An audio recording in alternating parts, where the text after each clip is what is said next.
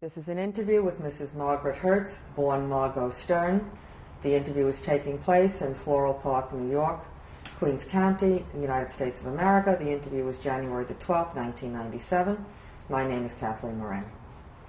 An interview with Mrs. Margaret Hertz, born Margot Stern. The interview was taking place in Floral Park, New York, United States of America. The interview was taking place in English, and my name is Kathleen Moran. Mrs. Hertz, I'd like to thank you very much on behalf of the Shower Foundation for your giving us this interview today. Would you please tell us your name and would you spell it for us? My name is Margaret Hertz, M-A-R-G-A-R-E-T. I have a middle name, a middle initial S, and the Hertz is spelled H-E-R-T-Z. Thank you. And what was your name when you were born? It was Margot Stern. Would you spell that, please? M-A-R-G-O-T-S-T-E-R-N. And when were you born? December 8th, 1922. Where were you born? In Nuremberg, Germany. Thank you. And how old are you now? 74. Thank you. I'd like to start by asking you about your family. Would you tell us, please, your father's name? My father's name was Emil Stern. And about when was he born? He was born in 1877. Where? In Heilbronn, Germany. And tell us about your father. What kind of a person he was, what you remember about him growing up.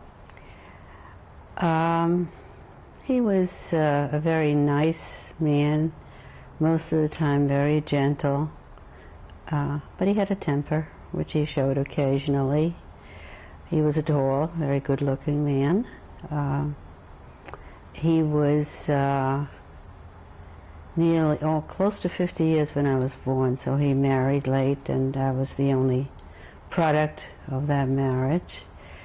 He had been a veteran of World War I, and then came to Nuremberg to settle there and open a business, and that's where he met my mother.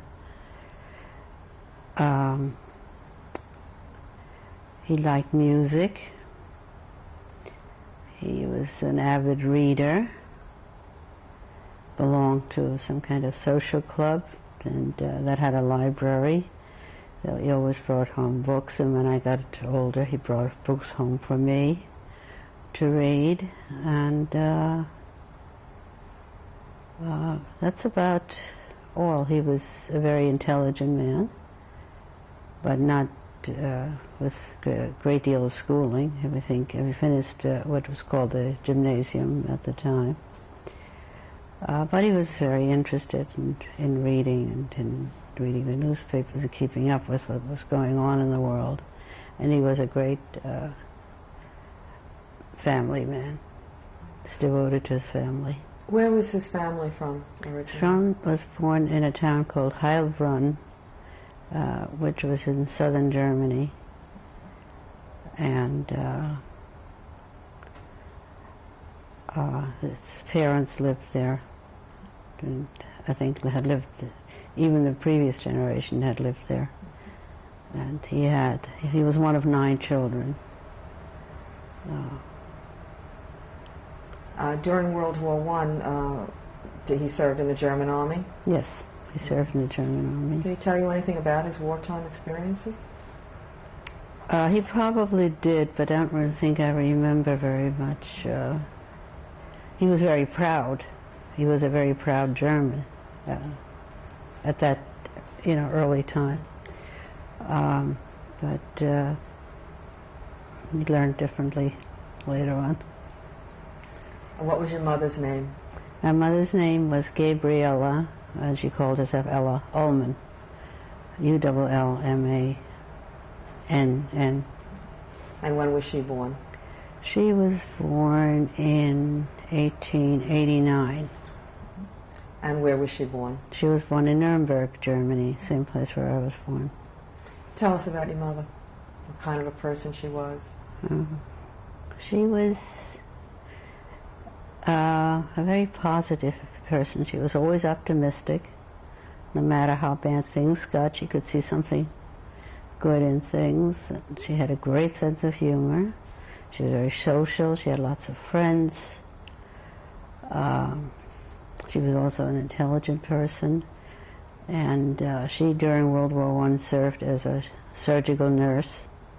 I have a paper that is a recommendation for her from the surgeon, and he praised her very highly, and she was always interested in taking care of people, and she was a very, very calm person. She would exude calm when there was tight situations, which was good because my father, as I said, he could have a temper, although he was gentle most of the time.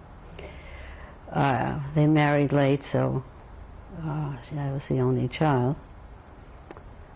And she was very active. She turned out, when bridge became fashionable, she was a very good bridge player, and played in bridge tournaments, gave lessons, and opened a bridge club of her own in Nuremberg and in some public place, and then had to leave there when Hitler came, and then she used a part of our house to have her bridge club and have her bridge lessons, and eventually that was no longer allowed because Jews were not allowed to assemble. And go ahead. Where had she trained as a nurse? I think right in the hospital where she served. And did she continue to work as a nurse after the war? No. Well, I think she may have for a little time, but no, I don't know exactly what she did right after the war. But they were married in 1921, so the war was over in 1918. I don't exactly know what she did for those, whatever it was, 2.5 years. Would you describe your family as religious? No. Not observant, I think. You know, they practiced some parts of Judaism, but not quite, you know, not an Orthodox religious person. My grandfather was, but not the next generation. Was that your mother's father, or you? Yes. I know very little about my father's family. By the time I was born, his parents had died, so I never knew them. Tell me about some of your memories of childhood at home, whether it was a holiday or relationships with your parents, things that you like to remember. What I like to remember is that we had a pleasant home life. You know, we were a small family, but my mother's various siblings lived near us. They had children, so we were always a group of children, which was very nice. And 4 of us still get together regularly as can. We didn't during the war, we couldn't. 2 of my cousins ended up in South Africa, and 2 of us ended up here in America. And during the war, we couldn't even correspond with them. But right after the war, we got back together again, and we still get together and see each other. Happily, our husbands all got along, and we traveled together. We still do. Tell me about your schooling. All right. I started out in a first grade in a basic elementary school, and right after that, my parents we moved, so that by second grade I was in a different school, and by 4th grade I was in still a different school, but it was all elementary school. At the age of 10, we had to take an exam to see if we would go on in the basic public schools for another 4 years, or to go on to the Lyceum, which was the girls' equivalent of the gymnasium. And my friends and I all passed. There was never any question about that. And so we started out at the Lyceum. I stayed there for a little over a year. This was already during Hitler. And after 1 year, most of my friends were thrown out. Could you explain to us why they would have been thrown out? Because they were Jews. And some of us were allowed to stay because our fathers had fought in World War I, and at that time that gave us a little more, something of a privilege. But since most of my friends left, I left also. And the educational facilities after that were pretty primitive to start with. They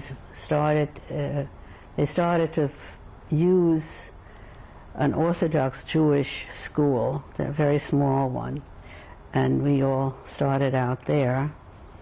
And as more and more kids were thrown out of the schools, they bought a new building and set up a Jewish school. The other one was just in the basement, the first one. And I was there for, I guess, 4 more years. And the problem was that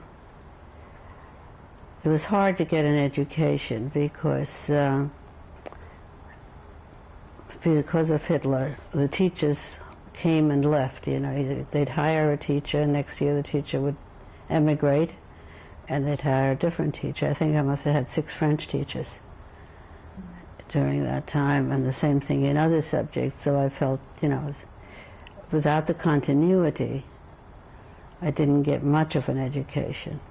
But apparently I got a good foundation, because when I came to this country, I did extremely well in school. They put me back because my English wasn't good enough when I came here, and I went through first year of high school here, and then I started accelerating and taking what I could to catch up, and I did catch up. So. I'd like to go back to the time before Hitler came to power in 1933. What was life like in Nuremberg? How would you describe Nuremberg? Oh, I think it was very pleasant. My parents weren't rich, but they were reasonably comfortable. I was an only child, but I don't think I was ever really spoiled. My mother saw to that. My father spoiled me. We traveled a little bit. I remember going to Czechoslovakia with my grandmother. I barely remember that. And one of my aunts had a home in another place in southern Germany, and we spent time there. As I said, my mother was very active. We always had a maid in the house, and at times when she was very busy, I also had a governess who took me wherever she wanted to go, including the house of her boyfriend. But well, she was company for me. I liked going. My mother belonged to a swim club, and we went there quite a bit. She started to teach me to swim at age 5. I have a picture of me diving off some high diving board, and we went there, and they had like sand mountains. You could play in the sand. It was beautiful and so on. That too stopped as soon as Hitler came, and there were very few places we could swim. Did you have non-Jewish friends before Yes. Hitler? Could you tell us about that? Yes. I had one friend that came from Berlin, and she came to my class, and we got very friendly. We were extremely friendly.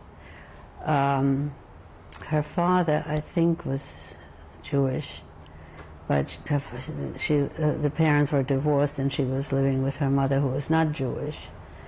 And she was exciting because she was a cosmetologist, and we went through all her creams and things. It was very interesting, as we, young girls. And then one day she said, "I don't want you to see my daughter anymore. I'm having enough trouble making my own living, and I don't want her to have any more Jewish friends." And that was the end of that. Was this the first inkling you got that something was changing? I think we knew a little more earlier than that there was a Hitler and that he was no friend of ours. He made it very clear. Did you and your parents feel that you were German? Yes, absolutely.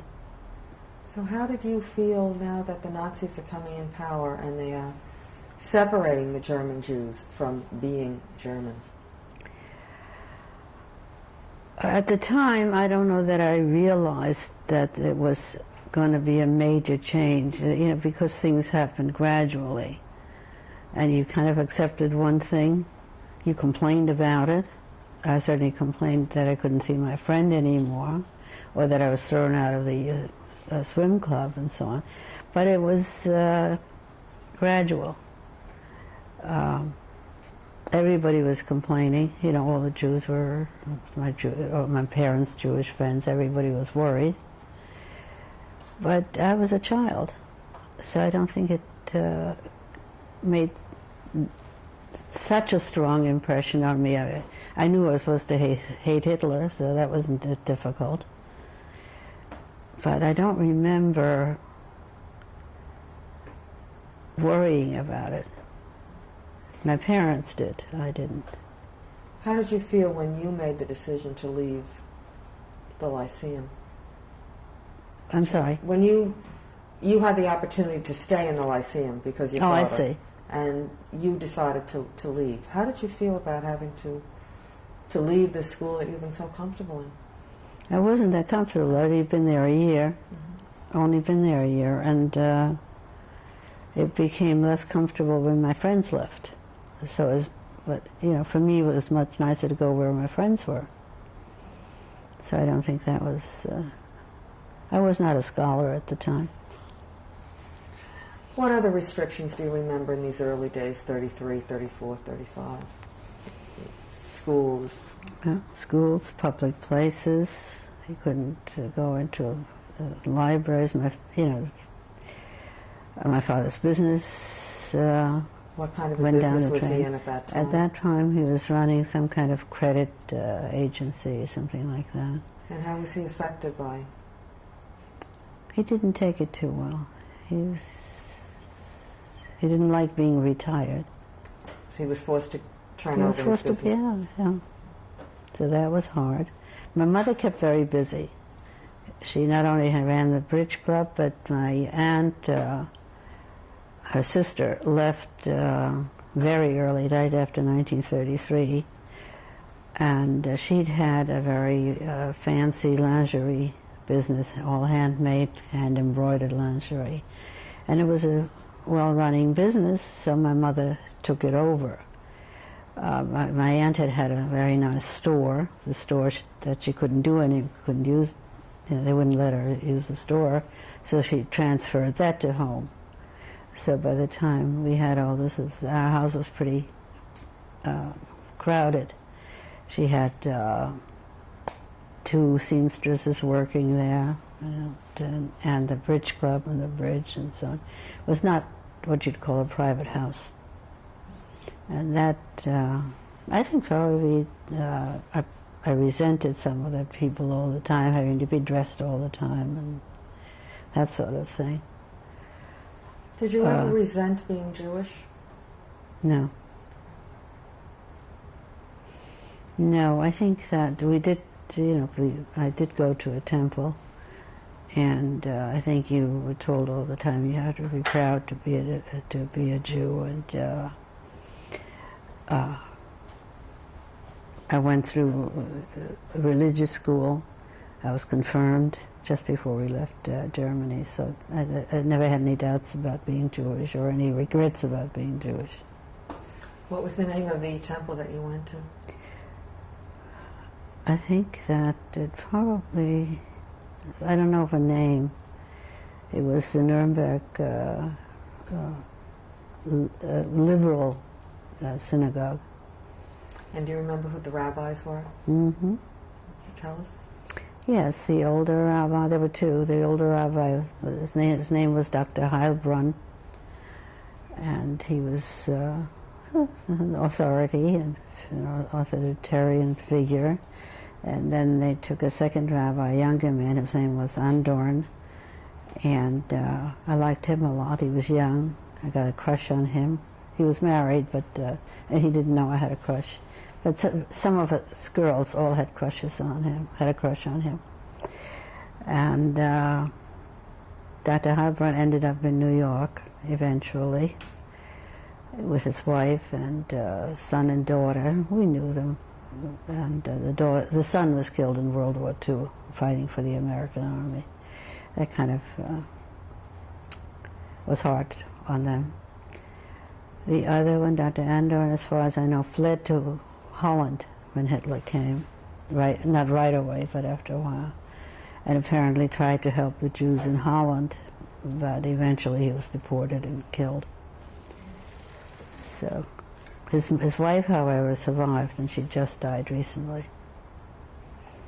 What was it like being a teenager? If you couldn't go to public places, how did you get together with your friends? What did you do? We did get together. First of all, I joined a Zionist group, and we did a lot of things together. We had a leader who, as it turned out, the first one had some communist leanings, which my parents didn't like, but there were plenty of communists in Germany. A lot of them died too. And so we did things together. We'd go on hikes. We'd meet and read books together, discuss them. We'd try to find places where we could sort of surreptitiously find a stream where we could do a little swimming somewhere out in the country.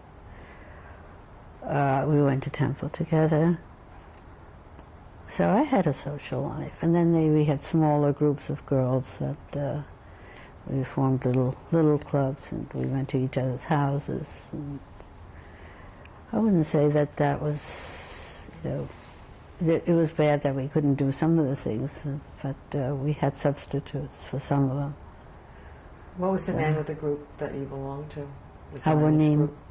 Say that again. Habonim was a Hebrew name. Did you ever think of yourself leaving for Palestine? Well, since that was the object of the association I belonged to, I did. We would go, there were houses in various cities where the people who were going to go to Israel would be indoctrinated and would learn what they would find when they got to what was then Palestine. And we went to those houses. We saw what they saw and what they learned. So, I became a convinced Zionist. I read the books about Zionism and things like that. And my parents didn't care too much for that. Why not? Because they were not interested in going to Israel. They figured they had a family in South Africa, that if they ever had to leave, they would go there, which turned out not to be the case. When the time came that my mother felt that we had to leave, we couldn't get into South Africa. But she also had a brother in the United States who provided the affidavit so that we could come here. That was in 1937. In the early years of the Nazis in power, did your parents think that this was something that was going to be a passing phase? Absolutely, especially my father. Do you remember any conversations they had? No, I remember, not any specific conversations, I don't think, but my father's opinion always was that he was a German. He was born in Germany. He'd fought for the Germans, that nobody was going to do anything to him. My mother, on the other hand, felt that things couldn't go on this way. She had some problems, and she'd been interrogated by the Gestapo, which was something that people dreaded because people started to disappear about that time. Why was your mother interrogated? She was interrogated because in her bridge club she had a Jewish man who brought in a non-Jewish woman to play bridge with her there, and that was not allowed. So somebody must have told the authorities that that was going on, and the police came, the secret police came, picked up my mother. They also interrogated other people, and my father was pretty worried. How long did they have your mother? They had her for the day, that's all, and then they sent her back. My father, wasn't shy. When they took her, they said, "Don't forget to bring her back."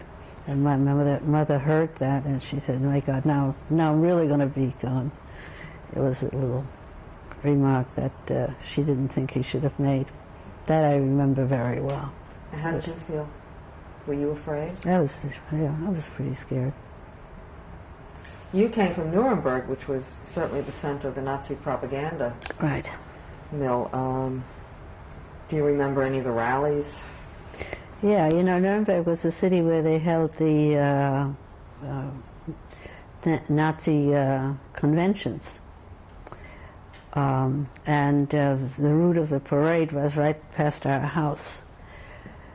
So we saw plenty of both the SA, the brown shirts and the black shirts, and the army and everybody marching by.